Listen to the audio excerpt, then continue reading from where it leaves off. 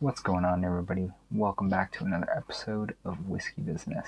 My name is Jesse, and if you are new to this channel, welcome and thanks for stopping by. If you do want to enjoy this video, or just enjoy whiskey in general, I'd really appreciate a like.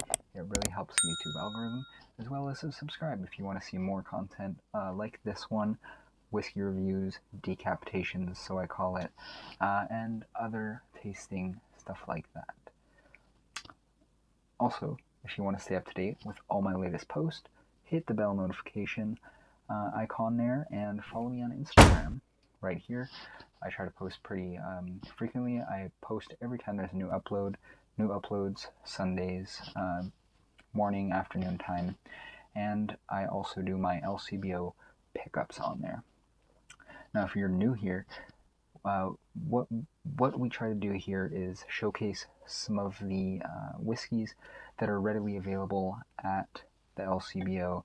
So if you are from Ontario like me and you're a whiskey drinker, you definitely probably want to check out my other videos.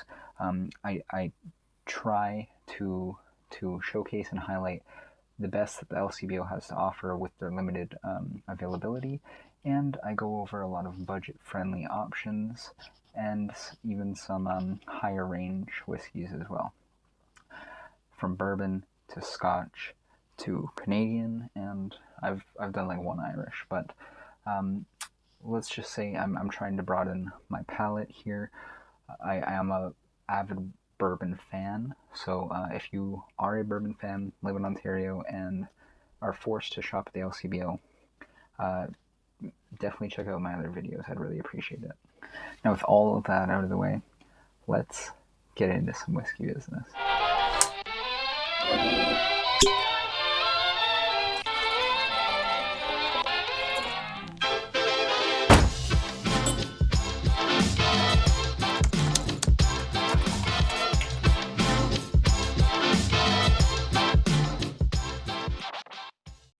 Welcome back. Now, this is what I like to call a decapitation video.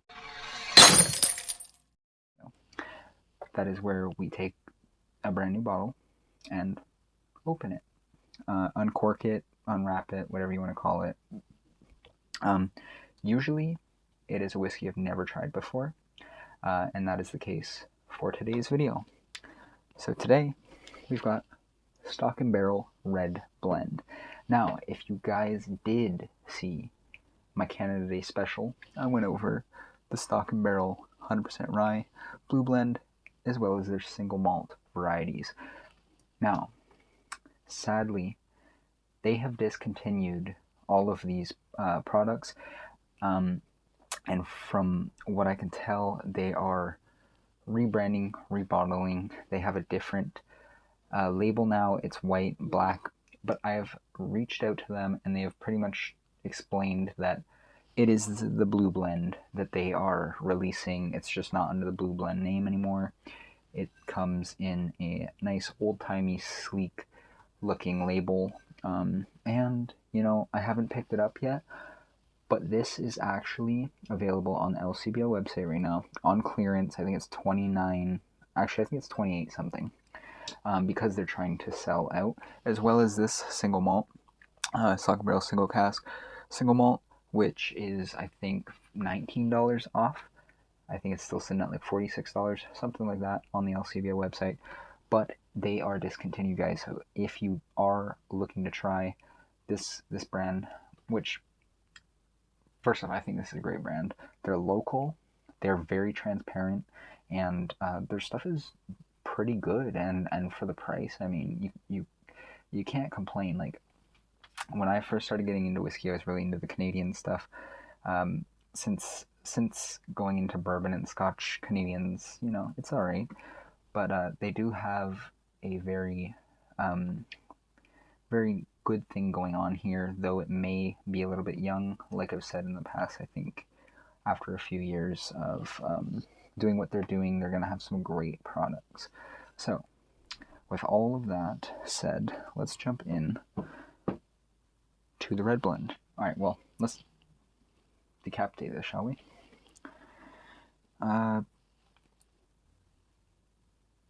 Okay, I'm not sure that they didn't put a tab or anything, so like always, I will be struggling to open this. This is not working out.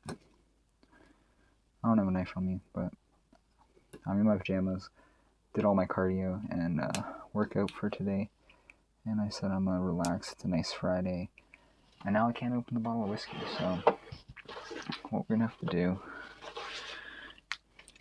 is quite literally bust out. So okay, this is going well. This is going well. This is a running theme of the channel, especially when it comes to Canadian bottles. Can never open them. Like, are you supposed to? It looks like you're supposed to pry this up. No, that didn't help. Or did it? Anyways, that's gonna be enough. Well, there we go. Now, let's hear this pop, shall we? Pretty good. They use a synthetic cork. They do last longer, the synthetic corks. They don't break down.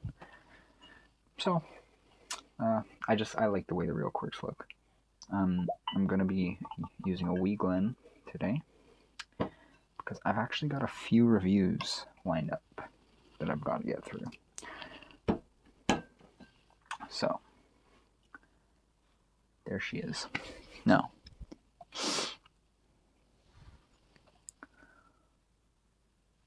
alright, so right off the bat, I want to say it smells a lot like the Blue Blend. Very sweet, almost glazed donut. If you've ever had a Tim Hortons sour cream glazed donut or Timbit, that's what this smells like.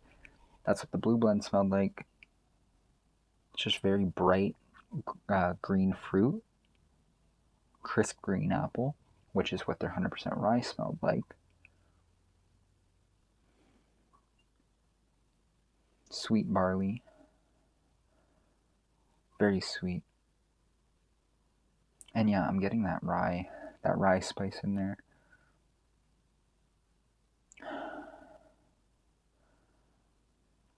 A little bit of oak and definitely some florality. Is that a word? Floralness. Yeah.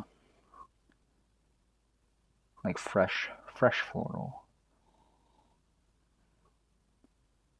Overall, just a very bright, inviting nose, wrapped in a little bit of oak and a nice warm rye spice. They do always smell phenomenal, though, I will say that. Now, before I jump into the taste, let's go ahead and read this bottle, because I almost forgot. I almost jumped the gun here. So, I did mention their transparency. They are a craft distiller. They were actually Ontario's first craft distiller, I believe. Their bottle says Art, Science, Passion. So does the Blue Blend, and then the rye is single cask, as well as the single malt is a single cask. This is coming in at 43% alcohol by volume, so a little bit of a bump up from the traditional 40, which is always nice, especially given the price. It is craft, so we got three percentage points higher than your standard run-of-the-mill whiskey. We got this one, I don't see it, but I'm pretty sure they're all non-chill filtered. You can see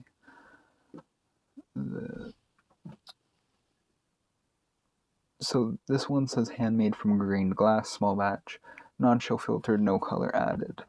Now, they are all very light. They're all very light, so I would have to say they're probably all non-chill filtered and non-colored. But the back says, Red Blend, our craft is our pride. We believe this outstanding artisanally blended whiskey is an exceptional product in both taste and quality. Stillwater's Distillery in Concord, Ontario. So Concord, Ontario, just outside of Toronto. Very local and artisanal craft distillery.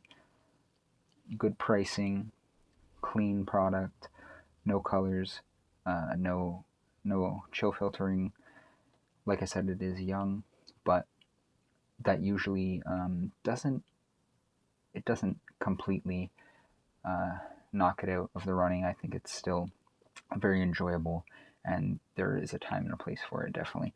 Now, I will say that they have switched over to different owners, I believe, and it seems like they're marketing this as not Red Blend, but they're marketing their one bottle that they have as a cocktail blending whiskey.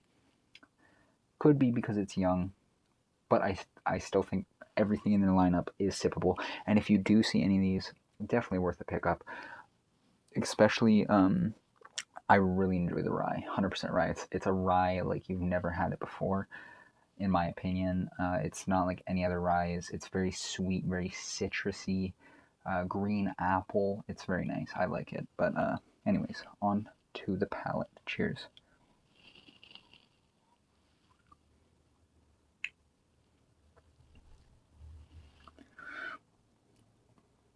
It's light, crisp, juicy, sweet, a little bit of floral in there.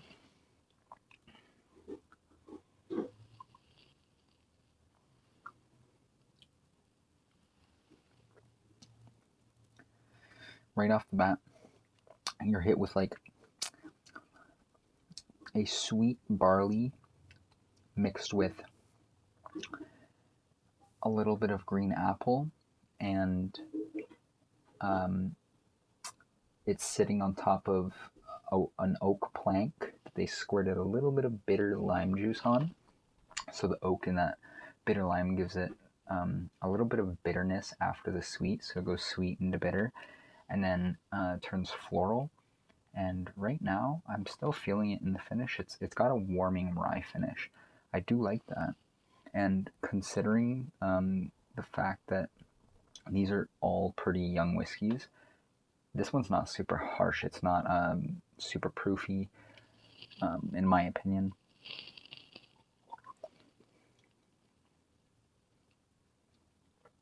There's a bit of vanilla in there.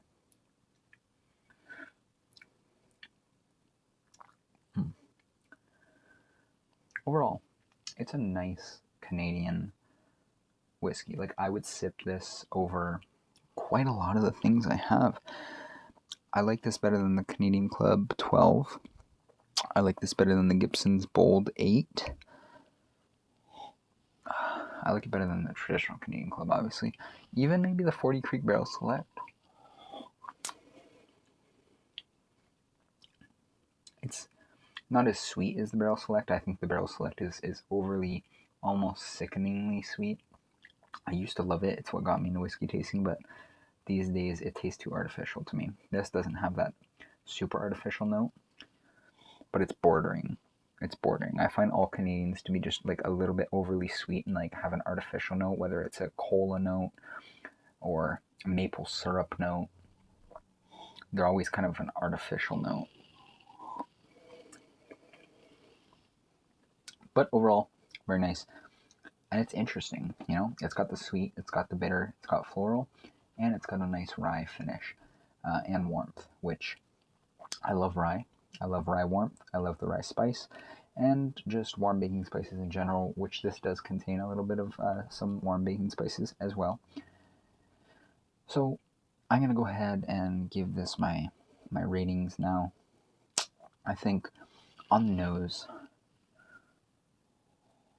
it's very inviting, different, and it's kind of exciting on the nose, I will say that. I want to give the nose a 77. The palate is going to go probably a few points lower, 75. I think it's got some layers to it. It is sippable, but it's not going to blow your mind, you know? And if I'm if I'm just rating this for what it is, I'm not rating it based on the price, because based on the price, I think this is a damn good whiskey for $28. I'm just basing on just the palate, the nose, the finish as it is, price not included. The finish on it is, you really only get the spice, the warm spice. You're not really getting any other notes. So finish is going to get like a 45. It's not an interesting finish, but it does have a little bit of length to it. I like that it's warm. It's a lot better than most of your big name Canadian whiskeys, in my opinion. So overall, Stalk and Barrel Red Blend is going to get a 65.6. I took all three numbers and found the average. That's how I'm giving it the overall. From now on, in the past, I've just kind of thrown a number up there, but I like doing the average now better. It's more consistent, and it gives you an idea of where this actually stands on the bar shelf. So 65.6, I wouldn't knock it. I think it could definitely be good in cocktails with that underlying rye spice and nice citrusy sweet notes. Maybe a Manhattan, something like that. I think it would be really good. But that's going to do for this Decapitation. As this bottle opens up, we might get some different notes out of it, and I will come back to you with a review of it at some point in the near future. But I hope you guys enjoyed. If you did, I'd really appreciate a like and subscribe if you want to see more. And like I said before, check out my Instagram right here. Anyways, this has been Whiskey Business, and I'm out, guys. Cheers.